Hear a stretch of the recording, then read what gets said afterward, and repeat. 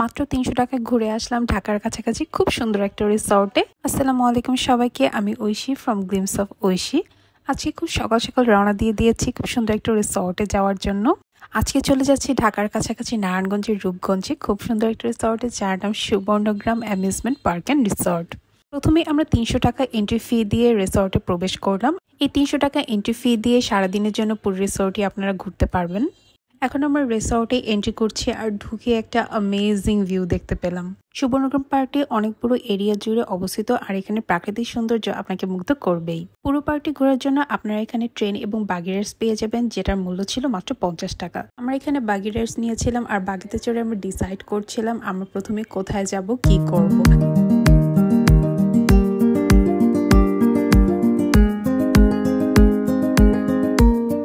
বাগি থেকে নেমে আমরা লেকের পাড়ে চলে যাই। লেকের পাড়ে দাঁড়াতেই খুব বেশি ভালো লাগছিল। লেকের পাড় থেকে আমরা বোট রাইডিং নিয়ে আর বোট রাইডিং এ পার পার্সন ছিল মাত্র ১০০ টাকা করে।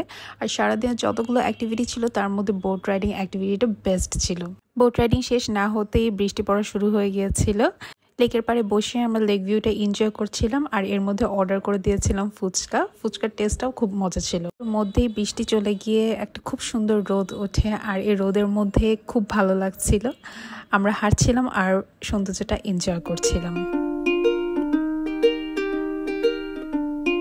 তারপর আমরা চলে গেলাম সাফারি পার্ক ভিজিট করতে। সেখানে একটা উট পাখির সঙ্গে আমি পোজ দিচ্ছিলাম, বাট আই ফেলড। উট পাখিটা খুব কিউট ছিল কিন্তু আমার ভয়ও লাগছিল। তারপর আমরা হেঁটে হেঁটে নিচে নেমে যাই লেকের পাড়ে। সেখান থেকে বেসিক্যালি আমরা সাফারি পার্কে ভিজিট করব। তো সবাই মিলে আমরা গাড়িতে উঠছিলাম। সাফারি পার্কটা খুব একটা ছোট এরিয়াতে বানানো হয়েছে, but still we enjoyed a lot. পার্কে ঢোকার আগে আমি আর আমার ভাগ্নির সঙ্গে ছোট্ট একটা ক্লিপ নিচ্ছিলাম।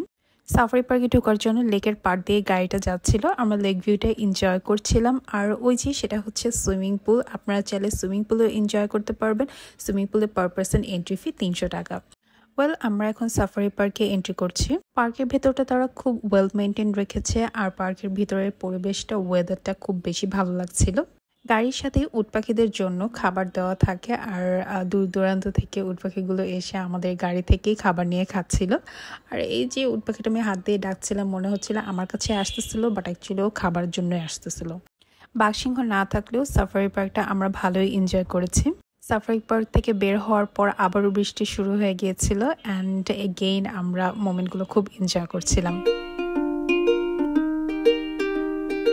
তারপর আমরা আবারও বাগি রাইড নিয়ে লাঞ্চ করার জন্য চলে যাই। এখানে চাইনিজ এবং বাংলা খাবার দুইটাই অ্যাভেলেবেল ছিল। ডে লং ট্যুরের জন্য ফ্যামিলি কিংবা ফ্রেন্ডদের সাথে আসার জন্য একটা বেস্ট প্লেস হচ্ছে সুবর্ণগ্রাম। আজকে এই পর্যন্ত, সবাই ভালো থাকবেন। আল্লাহ হাফেজ।